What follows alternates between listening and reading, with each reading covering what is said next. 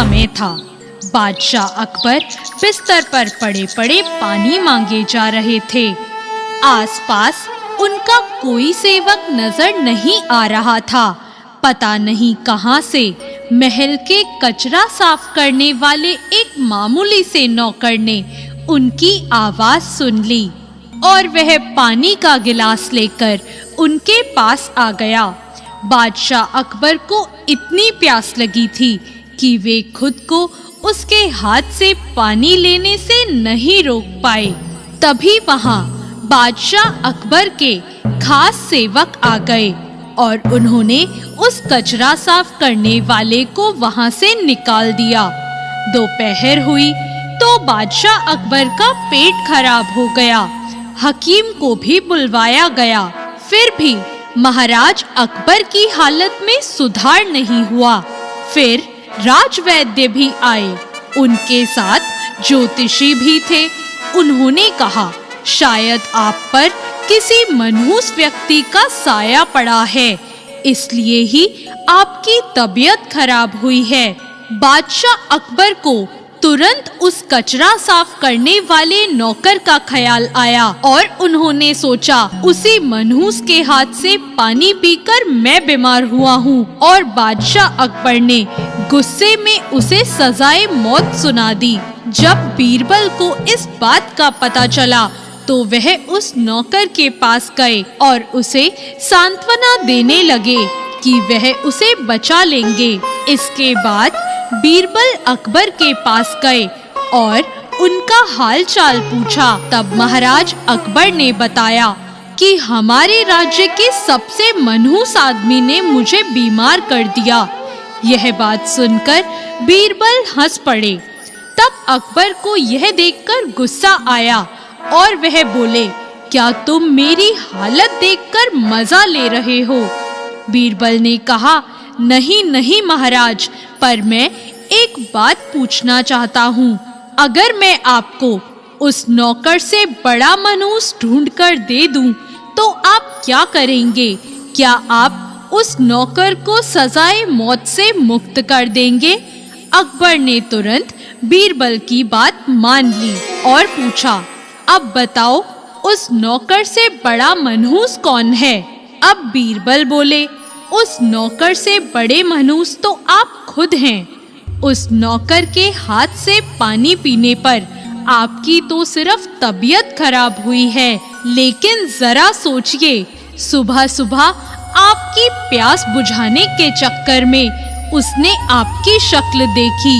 सुबह सुबह आपकी शक्ल देखने से उसे तो सजाए मौत मिल गई, इसलिए उस नौकर से बड़े मनहूस तो आप हुए।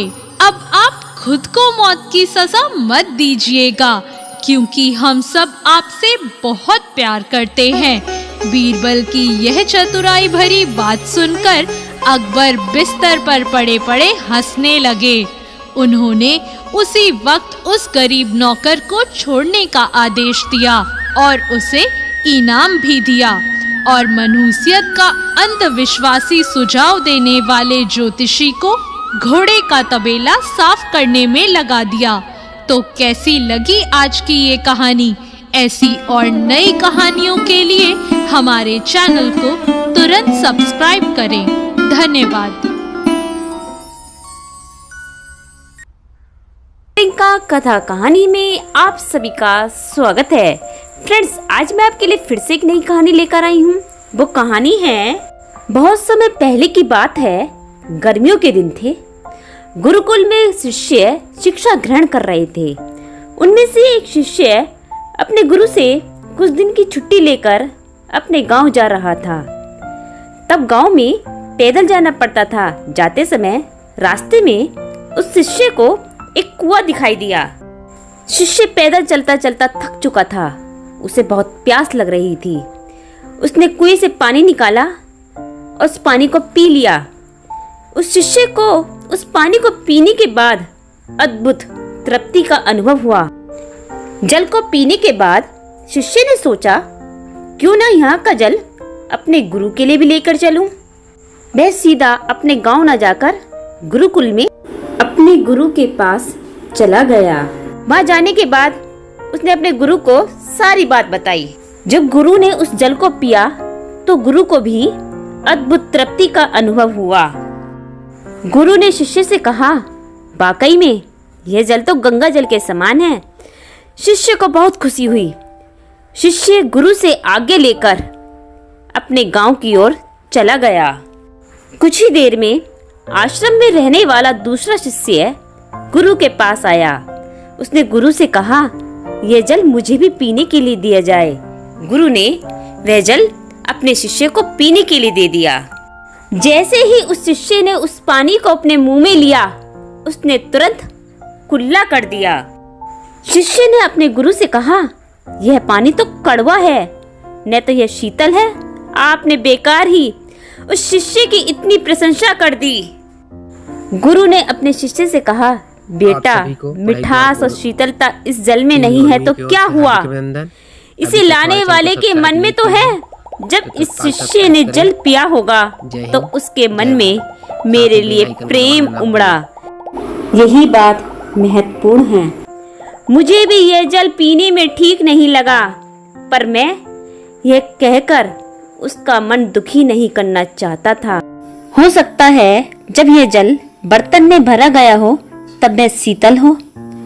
बर्तन साफ ना होने के कारण यहाँ तक आते आते यह जल वैसा नहीं रहा हो, पर इससे लाने वाले के मन का प्रेम तो कम नहीं होता है ना। वह कितने प्यार से, कितने मन से, कितना खुश होकर मेरे पास जल लेकर आया था। अगर मैं उससे यह कह देता कि ना तो यह जल मीठा है और ना ही ये शीतल है, तो वह कितना दुखी होता। वह कितने प्यार से मेरे लिए जल लेकर आया और मैं उसमें कमी निकाल देता। उसके मन को कितनी ठेस पहुंचती। किसी दूसरों के मन को दुखी करने वाली बात को टाला जा सकता है। हर बुराई में अच्छाई खोजी जा सकती है।